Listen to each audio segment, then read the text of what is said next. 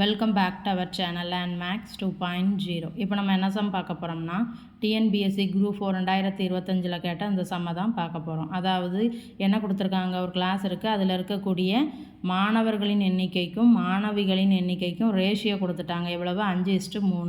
So அப்போ இதிலிருந்து மாணவர்களின் எண்ணிக்கையை நம்ம கால்குலேட் பண்ணிடலாமா?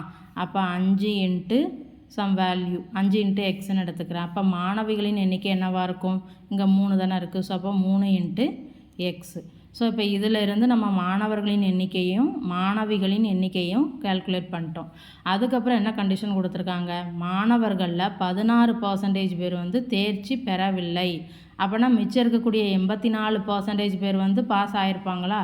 ஸோ அப்போ மாணவர்களின் தேர்ச்சி சதவிகிதம் எவ்வளவு? 84%. இதே மாதிரி மாணவிகளில் 8% பேர் தேர்ச்சி பெறவில்லை. அப்போ மிச்சம் இருக்கக்கூடிய 92% பேர் பாஸ் ஆகிருப்பாங்களா? ஸோ அப்போ மாணவிகளின் தேர்ச்சி சதவிகிதம் எவ்வளவு? 92%. இது தனித்தனியாக நம்ம கால்குலேட் பண்ணிடலாம். இப்போ இந்த 2 கண்டிஷனை கொடுத்துட்டு என்ன கேட்டிருக்காங்க எனில், தேர்ச்சி பெற்ற மாணவ மாணவிகளின் 2 பேரையும் சேர்த்துட்டாங்க, அவங்களுடைய சதவிகிதம் என்ன, மொத்தமாக எவ்வளவு பர்சன்டேஜ் அப்படின்ட்டு கேட்டிருக்காங்க.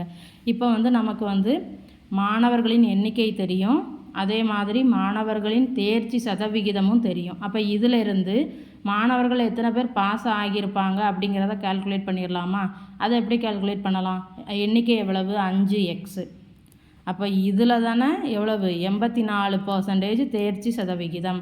ஸோ இதை நீங்கள் கால்குலேட் பண்ணிங்கன்னா எத்தனை பேர் மாணவர்களில் தேர்ச்சி பெற்றிருக்காங்கங்கிற எண்ணிக்கை கிடச்சிடும். இதே மாதிரி மாணவிகள், அப்போ 3xன் 92% நீங்கள் கால்குலேட் பண்ணிங்கன்னா மாணவிகளில் எத்தனை பேர் பாஸ் ஆகிருப்பாங்க அப்படின்னு தெரியும். இப்போ இந்த ரெண்டுத்தையும் நீங்கள் ஆட் பண்ணிங்கன்னா அது எதுக்கு ஈக்குவலாக இருக்கும்?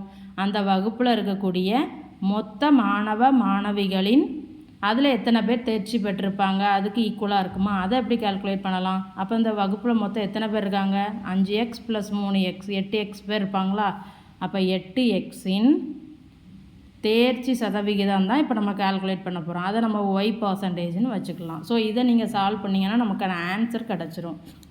இதை எப்படி எழுதலாம்? 5x × 84/100 ப்ளஸ் 3x × 92/100 எழுதிக்கலாமா? Is equal to 8x × y/100. So இப்போ இந்த 2 பக்கமுமே x/100 காமனாக இருக்குது. ஸோ அப்போ 2 பக்கமும் நம்ம வெளியில் எடுத்து அதை அடிச்சிடலாம். மிச்சம் என்ன இருக்குது? 5 × 84 மல்டிப்ளை பண்ணி போடலாமா? 420ன்னு கிடைக்கும்.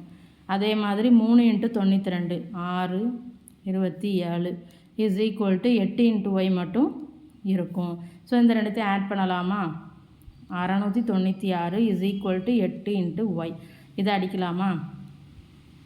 64 ஸோ அப்போ y எவ்வளவு? 87%. இதுதான் அந்த தேர்ச்சி பெற்ற மாணவ மாணவிகளின் சதவிகிதம் 87%. வீடியோ பிடிச்சிருந்தா சேனலை சப்ஸ்கிரைப் பண்ணுங்கள், வீடியோவை ஷேர் பண்ணுங்கள். தேங்க்யூ.